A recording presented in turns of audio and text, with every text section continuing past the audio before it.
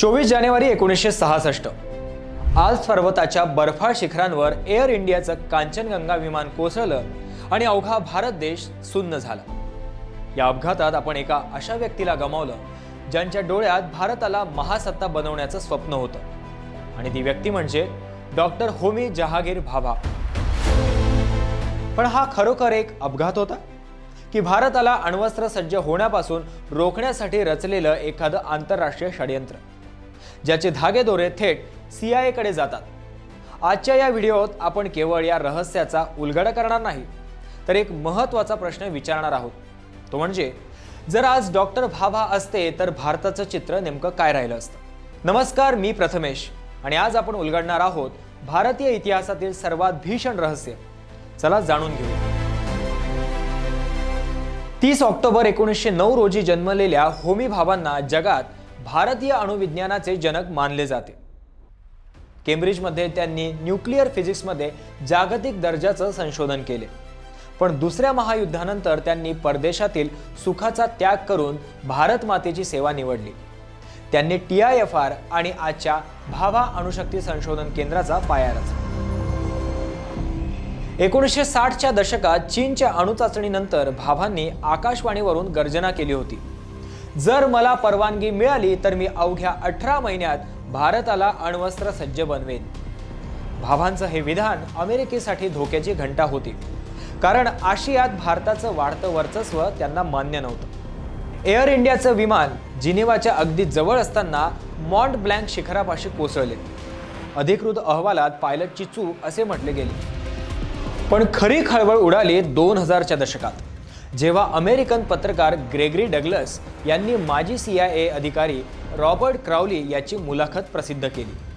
क्राउलीने कबूल केले होतं की भारताची वाढती अणुशक्ती रोखण्यासाठी CIAने विमानाचा स्फोट घडवून आणला होता। त्याचे शब्द होते, आम्ही एका दगडात 2 पक्षी मारले।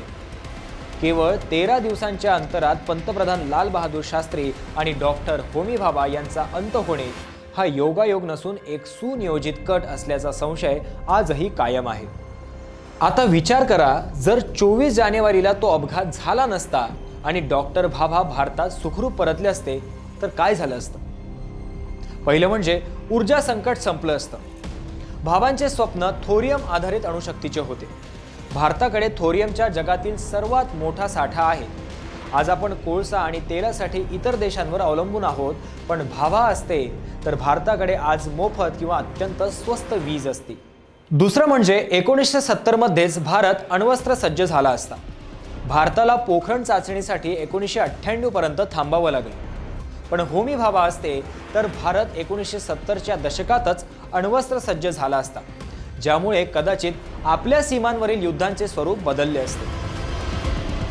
तिसरं, तंत्रज्ञानाची क्रांती। भाभा केवळ शास्त्रज्ञ नव्हते तर ते एक द्रष्टे नेते होते।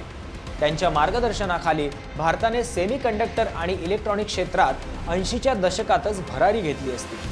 आज आपण ज्या AI म्हणजेच आर्टिफिशियल इंटेलिजन्स बद्दल बोलतो त्याचा पाया डॉक्टर भाभांनी 50 वर्षांपूर्वीच रचला असता। डॉक्टर भाभा हे गणिताचे आणि कॉम्प्युटिंगचे चाहते होते। सुपर कॉम्प्युटिंग, भारताने स्वतःचे सुपर कॉम्प्युटर्स खूप उशिरा बनवले, पण भाभांच्या नेतृत्वाखाली आपण जगात सॉफ्टवेअर आणि हार्डवेअर या दोन्हीत लीडर राहिलो असतो। डेटा आणि एनर्जी, AI चालवण्यासाठी प्रचंड ऊर्जेची गरज लागते। भाभांच्या अणुऊर्जेमुळे भारताकडे क्लीन एनर्जीचा असा साठा असता की आज जगातील सर्वात मोठे AI सर्व्हर आणि डेटा सेंटर्स अमेरिकेत नसून भारतात असते। थोडक्यात सांगायचे तर तंत्रज्ञान आपण आज विकत घेतोय ते आपण जगाला विकले असते। मित्रांनो, डॉक्टर भाभांच्या जाण्याने भारताचे केवळ अणुस्वप्न चोरीला गेले नाही तर भारताची प्रगती किमान 20 ते 30 वर्षे मागे गेली। आज आपण तंत्रज्ञानाची झेप घेत आहोत तो भाभांनी रचलेला पायाच आहे, पण जर ते असते तर भारत आज विकसनशील नाही तर जगातील सर्वात प्रगत महासत्ता असता। तुम्हाला काय वाटतं, डॉक्टर भाभांचा तो मृत्यू एक अपघात होता की भारताच्या प्रगतीचा गळा आवळण्यासाठी रचलेलं आंतरराष्ट्रीय षडयंत्र? तुमच्या प्रतिक्रिया कमेंट्समध्ये नक्की कळवा। व्हिडिओ आवडला असेल तर शेअर करा आणि अशाच सखोल माहितीसाठी आमच्या चॅनलला सबस्क्राईब करा। धन्यवाद।